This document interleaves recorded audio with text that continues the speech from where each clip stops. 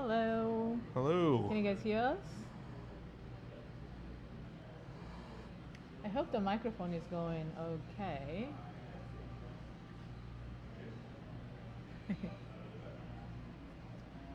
We'll wait just a second.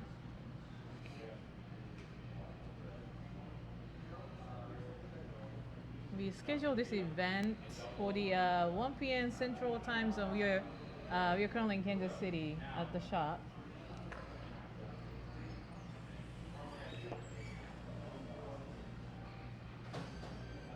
Hmm. One moment.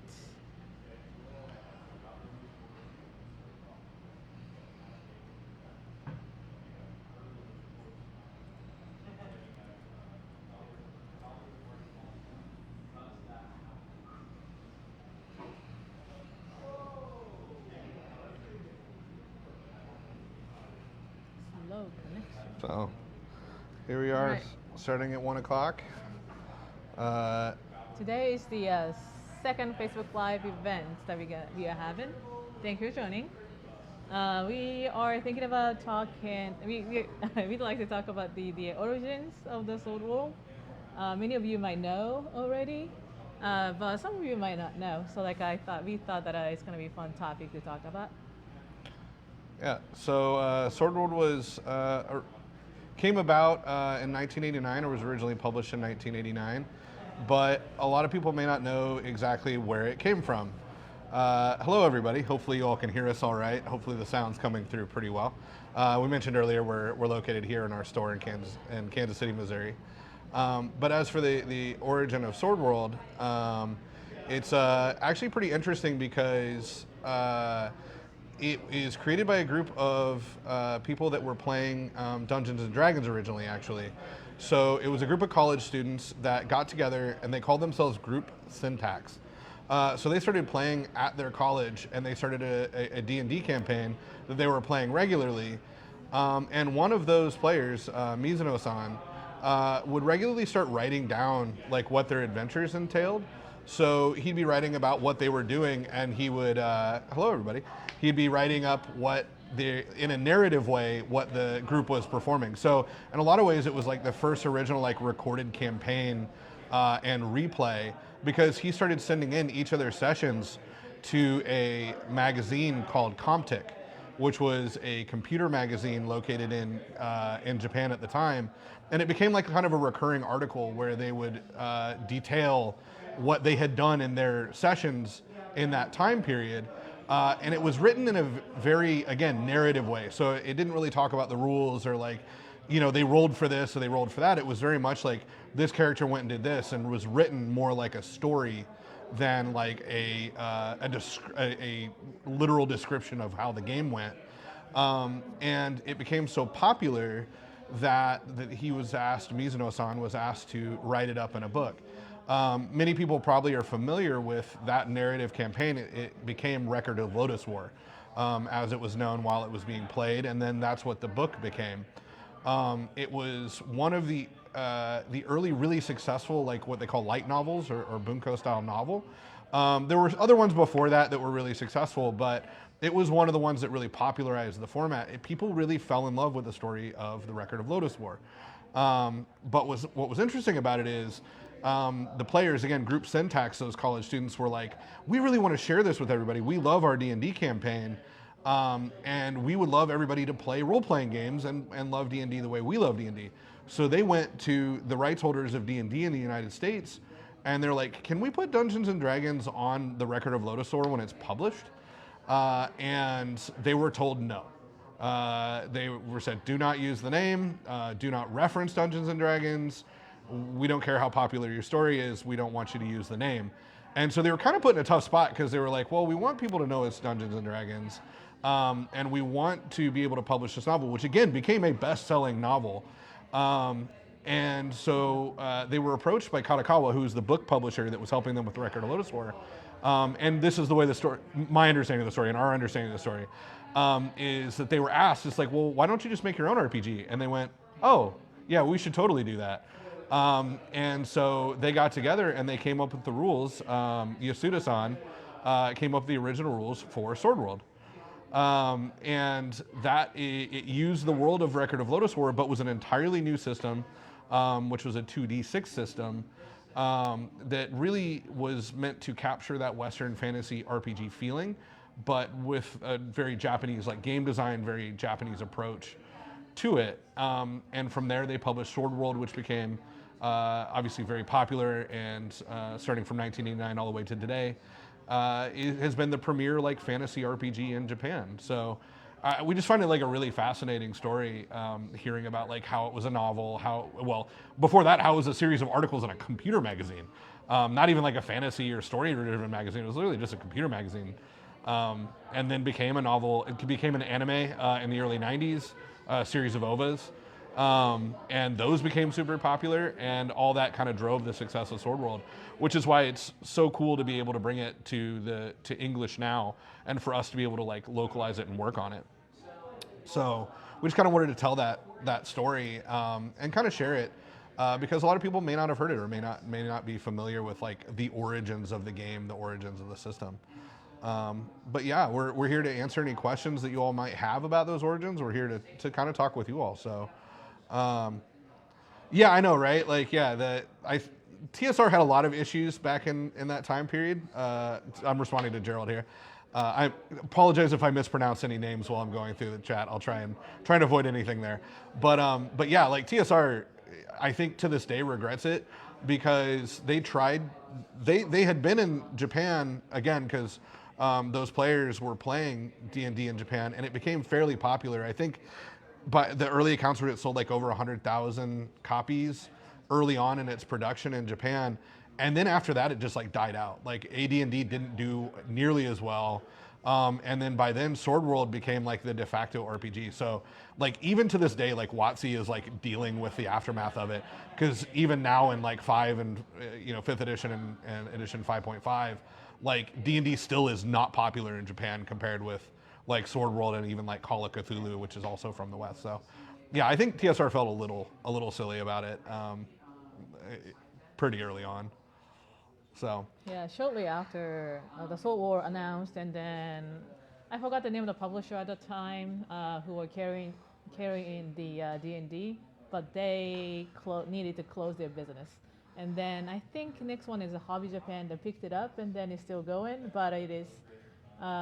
Like you said, it's kind of slower than the other RPG games over there. Yeah. Yeah, reading up Yeah, we're really excited that we're finally working on it. How you doing? Not gonna. Ignore the comment. I think I can pronounce anomalous. Yeah, no, we're really excited that we're finally getting the opportunity to work on it and localize it. And so we're trying to do everything we can to make sure it is the best that it can be, that it's great for us to play and still captures everything that makes the original great. We're really looking forward to it. We've been working through translating the deluxe rules recently, since they became available to us, and really excited to continue working on it. Yeah. So. As far as like Sword World 2.5 and not 3, there shouldn't be a 3 available. I'm not sure which. You're talking about why or does like 2.5 exist and not 2 and not after that is 3? Yeah, would you mind clarifying a little bit for us? Because 2.5 should be the most recent edition, and when talking with Group S&E, they don't have any distinct plans for releasing a 3rd edition at this time. So currently 2.5 should still be the most recent edition. Oh. So I'm gonna go ahead and answer the next one right now. Why do we all assume it's just now getting ported officially? So that's another really interesting story where like, obviously Group S&E has been approached a lot of times over the years about bringing the localization to the English market. Like, Yasuda-san told us a few stories about how he had partners that like they tried to work with, and some of them like even just had bad luck, where it just like one of them like an earthquake affected their business, and so they weren't able to proceed with the project because of that. And so like it was like stuff like that over and over again. Kadokawa had been working on it for a very long time, but they're the largest book publisher in Japan, and they weren't sure about it, from our understanding, and this is us talking about it. So do not take this as like firsthand knowledge necessarily, but Kadokawa was a very big publisher, and they were just moving pretty slow. And Group S&E was interested in trying to get it to the U.S. market and talk to us about it. So we were excited to work on it, obviously. Trying to make sure I catch all the messages here. Yeah. Just adding to what Sean said, I heard from Yasuda-san that they were some other publishers almost got a license, but then didn't happen. And then the group who had a license didn't do anything for a long time. So Group S&E took it back and at that time, like we've been talking about the business, not only the Sword War, but the other stuff too. So like they decided to work with us on that. Yeah. So I did want to hit like some of the favorite lore, and then I'm trying to move straight down the list. So pardon me as I like kind of scroll through this. But as far as like favorite lore mechanics, one of my favorite pieces of lore is the third sword. So in the lore of Sword World, there are 3 swords that were responsible for the creation in edition 2 and 2.5. And there's like the Lumiere, which made a lot of the like ordered peoples, and then Ignis that made a lot of the chaos and like domination, authoritarian style leadership. And then you have the third sword, and the third sword is so funny to me because like it was the third brother that was like, can we please stop fighting? And just like this picture of like this like godly sword being like, can we please like stop fighting? I don't like this anymore. And each of the swords is like, no, you need to help side with one of us and help us win this war against each other. And so the third sword is like, nope, I'm out. And like shattered itself into a billion pieces so that it couldn't be wielded in the war between the 2 swords. It was just like basically noped out of the entire like lore. I just think that's so cool, so interesting to just be like, like I'm not taking sides. Like this is so funny to me, which it's cool, but I like it. And We're so having a hard time navigating the comment right now. yeah. It's coming.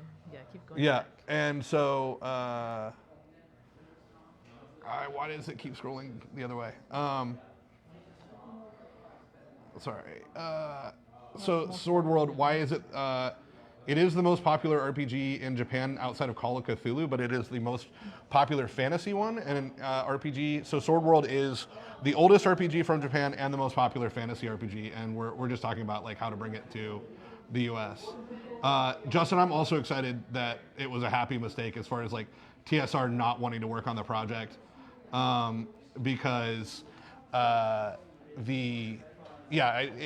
a cool system. It's cool that Japan made that, and if TSR had just given them the rights to do D&D, I don't think that we would have Sword World today. So I'm excited about it. We're excited about it. So it is it's very cool. Drew? Yeah, it's Drew. As far as the question about monsters, you're right. It doesn't have the deluxe rules in Japan do not have monster data in them or creature data, and so we know that that's critical to play, and that's one of the things that we're looking at as far as like how to handle like what books will be available, how the books will be organized for the English release, because there is no monster information in the deluxe rules in Japan, we're having to like evaluate what's the best way to bring that over. But our intention is to bring monster data because we think it, you kind of need it to play an RPG. So we are working on that. Yeah, we even actually haven't received the monster data yet for the deluxe set. It is one of their stretch goal for the Japanese version. We have the original core rule book 1 to 3, so we know like what kind of monsters are there. But we haven't received the what they're planning to do, so we're waiting on that part too. Yeah, and then as for Adam, as far as like additional classes, we can talk to Group S&E about that. As far as stretch goals, there are the deluxe rules should cover, from our understanding, almost all of the classes, if not all the classes that are currently available in the supplements, and so. Not from the supplement. Yeah, that's where it gets a little interesting. We we will look into it. I think we can pass that question along to Group S&E. As of right now, we're trying to focus really much on like the classes that are in the core rulebook and things like that. But we are intending to do more translations, more localizations in the future. So if there's like a particular, like if there is a Beast Tamer class or something like that, let us know if there's particular supplements that you're interested in. If you're interested, just let us know. Like, pass it along, message us, join our Discord, tell us there. Like, everything that you all want, like, we want to know about, so that we can try and include it if possible. And that leads up to the next question from Jules. Will the official translation include only core rulebook? If not, supplement to material translation plan. So for the official translation, we are definitely hitting the core rules. Everything beyond that is something that we're trying to evaluate to fit into the crowdfunding campaign. There will likely be some additional rules, again, like monster data, because it isn't in the core, the deluxe rules as written in Japan. And if it doesn't fit into specifically the current crowdfunding campaign for next year, then we will likely be looking at it for the future. We're not intending for this to be like a single crowdfunding campaign, one and done. Like, there will have to be more, because it's got, even edition 2 and 2.5 is like, edition 2.0 is 11 years old, 2.5 is 6 years old, and they've been releasing content there ever since. So there's more that we'll be bringing over that there's no way we could fit into one crowdfunding campaign. So once again, like, join our Discord, shoot us an email, however you want to drop us a line on stuff that you'd like to see, and we'll make note of it, and we'll try and let you know what we think will happen with it, or when we might be able to make something happen with it in the future. So, yeah. Start looking through. Yeah, the third sword. Yeah, it's like, I don't want the fighting. So, the Amino-san art question. We can't say much about it yet. We are interested in reaching out to Amino-san. He's obviously very busy. He's a very famous artist in Japan. We would like to try and get art from Amino-san, but we're not able to promise anything at this time. That's purely up to him. But I think in the last session or something, we have mentioned that original art, the sword art, that one does not exist anymore because it was from the 1989, and then neither publisher of the Kadokawa or Group S&E has the original art. They only have the book cover scan. That's the only thing that they have, they said. Yeah, so we won't be able to have the original art because it doesn't really exist anymore. But as far as working with Amino-san, it's something we're very interested in, and we're hopeful that we can reach out to him soon. I guess, yeah. So as soon as we have an announcement that we can make official, we'll do that. As far as Sword World, there are quite a few books. I can't remember the exact number of books that they're up to, but it's more than 10.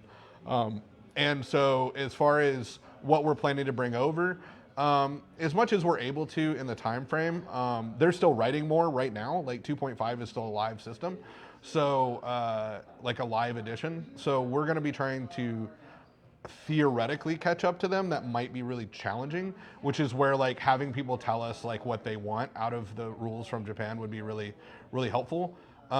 We'd like to do some world supplements because it's a cool and interesting world. Rules are obviously a major target for us, a major focus. We want people to be able to have options as far as that's concerned. Spanish translation, I don't know. There is an Italian version coming. It's, I believe, done by the people who do Fabula Ultima. They seem really cool. We don't know them super well, but they seem really cool. So if you're looking at the Italian version, I imagine they're doing a very good job over there. But as far as Spanish version, it's a possibility, but right now we're so focused on the English version that we're not quite ready to commit to something like that.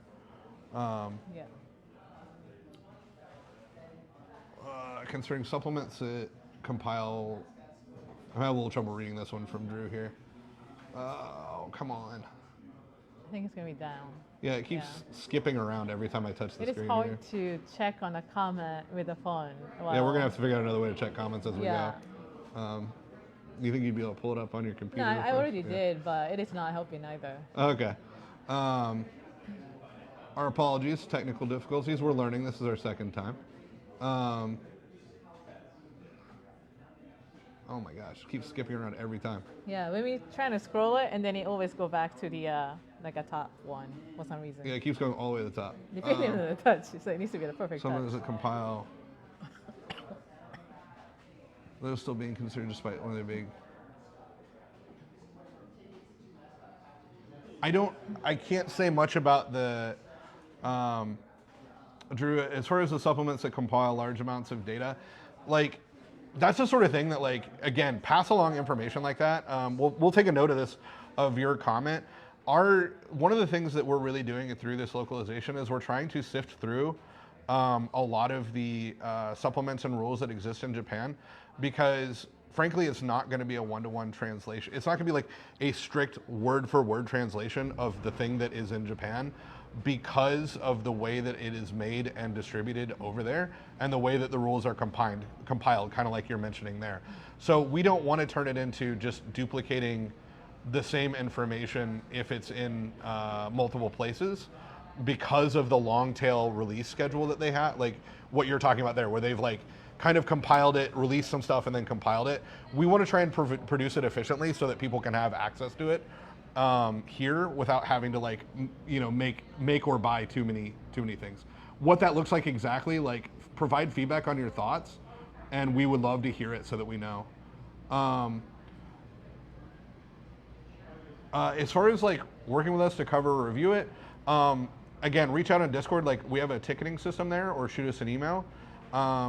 We are pretty happy with our team currently and what we have, but it always helps to just like reach out and just like let us know that you're interested. Yeah, sorry if I'm jumping around a little bit. Again, it's kind of hard to read everything. The next question I was trying to answer here, how's the release going to happen, from Greg? Like, so it's going to be Kickstarter first, and then we'll be going to release. So it's going to be a crowdfunding campaign next year, March or May, probably, or at least spring. We're trying to target that spring window between March and May. It kind of depends on how production's going. We want it to be the best possible, so we're trying to nail that down. But it'll be a crowdfunding campaign, and then we'll have a release.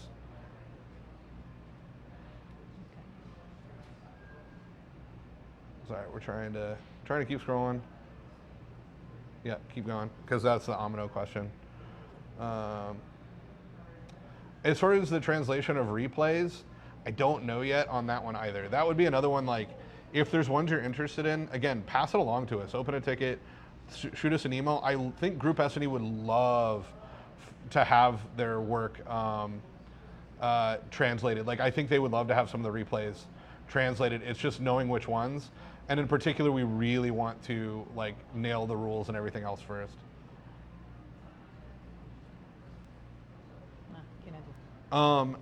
As far as another one-shot release, we're going to be continuing working on the current one-shot and refining it. We were using it as kind of a test bed for our translation, for our editing team, etc.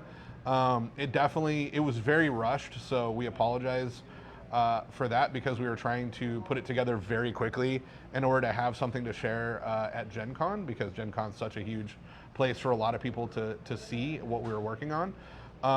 But we're continuing to use it as a test bed for translation terms, for rules explanations, for layout, for art, etc.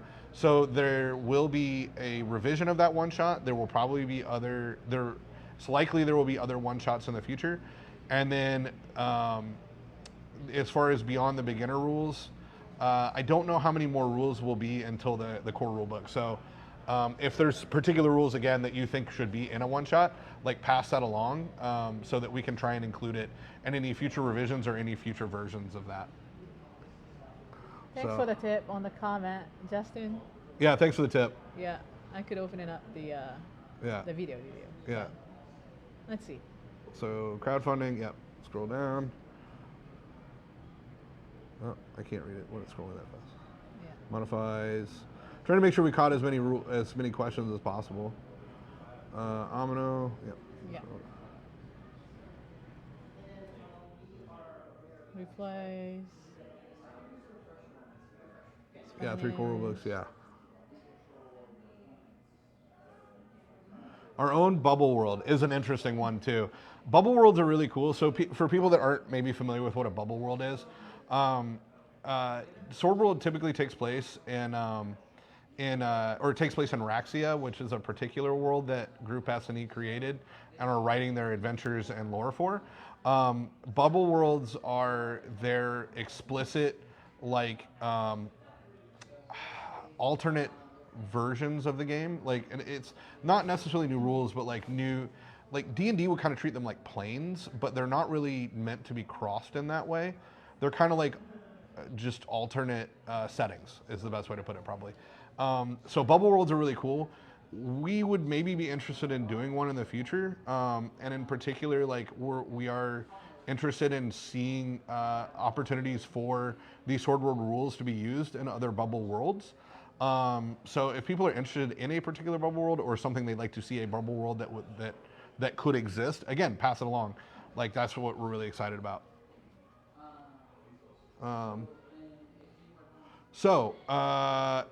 As far as the starter boxes, we are very interested in making starter boxes.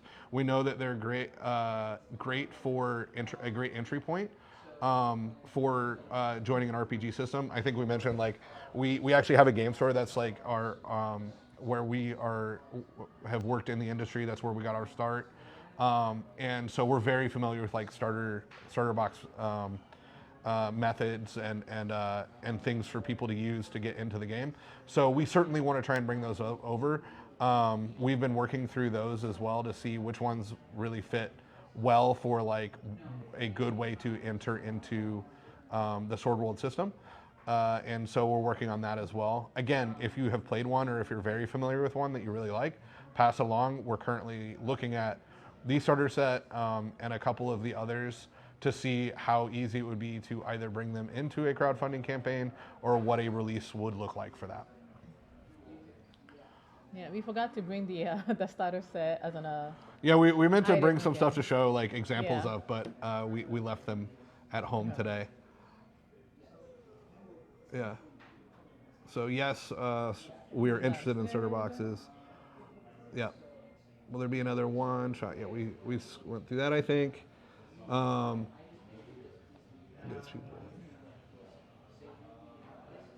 how much free? As far as free reign to create our own content, Group S&E has been very, very very friendly. We are again really focused on getting the core rules localized right now and making sure that it's playable in English. But Group S&E has been amazing to work with. Yasuda-san over there is so cool. The whole team is so nice. So we really want to work on bringing over that first, and then we'll see what that looks like afterwards. But we want to make sure that the core rules and world and experience is the best that it can be before we do anything like a custom stuff. Yep. Yeah, and we do have a cutoff here in just a minute. Yeah, we will almost certainly be doing more promotions for 2.5. If you have ideas about things that we could do to promote, again, pass them along. We love to hear stuff from the community. We love to be involved with it. We've been a little quiet as far as like on our Discord personally. We've been very heads down working on stuff, and we have some really cool stuff to announce in the near future. So like definitely follow in Discord, sign up for our email. Join us on these live streams because we'll be announcing some really cool stuff, and we hope you're really excited about it as we get that going. So we apologize if we don't immediately respond to something. We promise we're watching. We promise we're reading it. We just really want to make sure that what we're producing is as good as possible. Free RPG Day is on our radar for next year, so stay in tune for that. We're a big fan of Free RPG Day. We would be interested in trying to do something for it, but we need to make sure that it doesn't like interfere with the core project. But again, Free RPG is very much on our radar.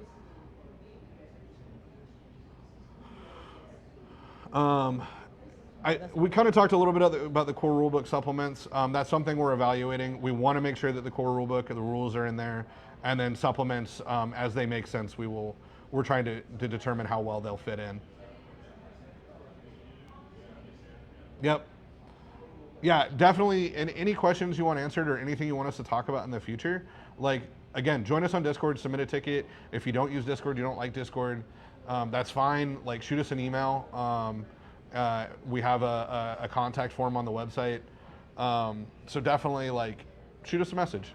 You can message us on Facebook as well, and we'll try and catch it there. So just connect with us. We're interested. Again, it may take us a little bit to get back to you. We really do try and respond as quickly as possible, but we're excited to bring this to you all. So and we're excited to work on it. We're excited to share it. We hope to play with you all in the future. So for now, thank you for joining us today. Again, send us any questions. We'll try and answer them in a future stream. So thank you all, and you all have a wonderful day.